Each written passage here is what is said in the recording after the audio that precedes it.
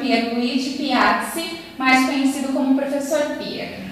Ele, que é especialista em educação e neuropedagogia, vai ministrar palestras sobre métodos de ensino e estudo para pais, professores, alunos e a comunidade em geral nas 3 unidades do Colégio Zeca. Hoje, a palestra ocorre em Birigui, às 8 horas da noite. Amanhã em Buritama e quinta-feira em Promissão, no mesmo horário.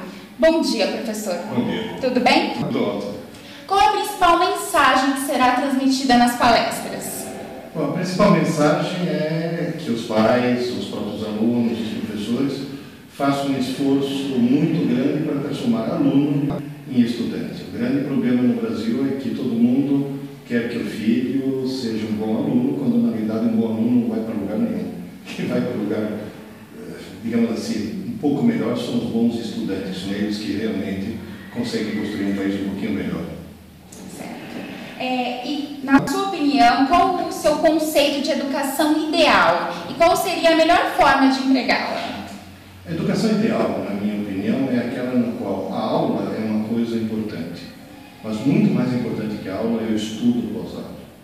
É lógico que quando a criança é pequena, a aula já quase que preenche completamente tudo, tem muita atividade durante a aula, ou seja, durante a aula ele consegue ser aluno e estudante alternadamente. Conforme essa criança vai crescendo, a importância da aula tem que ir diminuindo e a importância do estudo solitário no pós-aula tem que ir aumentando. Tanto é que o ideal seria, se a gente pudesse, ao final do ciclo básico, entregar para a universidade um autodidata, ou seja, alguém que não precise mais ou não precise muito das aulas.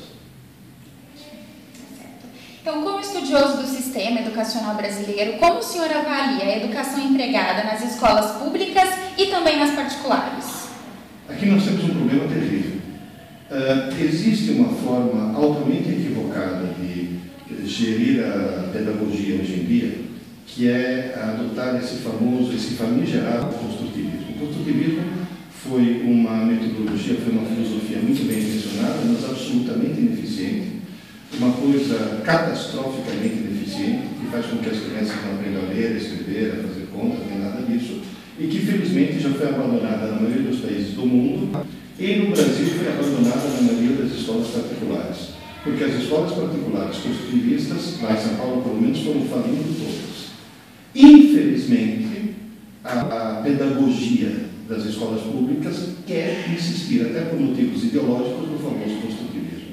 Então está se diferenciando cada vez mais o preparo do aluno da escola particular e da escola pública, quando na realidade a escola pública deveria tentar ter um nível de eficiência próximo ou até melhor do que a escola particular.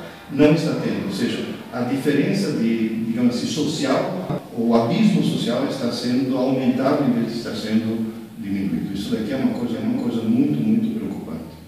Entendi. E por que o senhor acha que as escolas insistem nesse construtivismo? Por questões ideológicas, porque o tal do Vygotsky, na União Soviética, tentou inventar a pedagogia da esquerda, como tem aquele Paulo Freire, que também, digamos assim, não foi certamente uma coisa muito positiva. Atenção, eu sou de esquerda, mas não dessa esquerda. Eu sou de uma esquerda que tenta perceber que o capitalismo, do jeito que está, não pode funcionar e as coisas têm que mudar, mas não certamente dentro de um sistema de moldes soviéticos. Isso não deu certo e jamais vai dar certo. O que acontece é justamente o seguinte: o equívoco que existe é achar que a aula é uma coisa onde o aluno aprende, quando na realidade a aula serve, principalmente a partir do Fundamental 2, serve apenas para entender. O aluno aprende no estudo solitário, quando está sozinho. Isso é uma coisa que as pessoas não entendem. As pessoas acham que a lição de casa é uma tortura para o aluno. Na realidade, a lição de casa é a parte mais importante do estudo. Ele aprende muito mais na lição de casa do que durante a aula. Entendi. E como os pais, professores e os próprios alunos podem fazer? Quais as dicas que o senhor dá para que eles melhorem essa forma de estudar? Em primeiro lugar, se eu quero que o aluno aprenda mais, não devo aumentar o número de aulas, devo aumentar o número de horas de estudo. Em segundo lugar, os pais têm que criar nos filhos, principalmente desde pequeno, o hábito de estudar pouco, mas todo dia. Uma mãe que chega para o filho e fala: desliga isso daí, vai estudar, menino, que você tem prova amanhã, essa mãe está cometendo um crime, porque está induzindo o filho a estudar porque tem prova, quando na realidade ela deveria ter dito: desliga isso daí, vai estudar, que você teve aula hoje.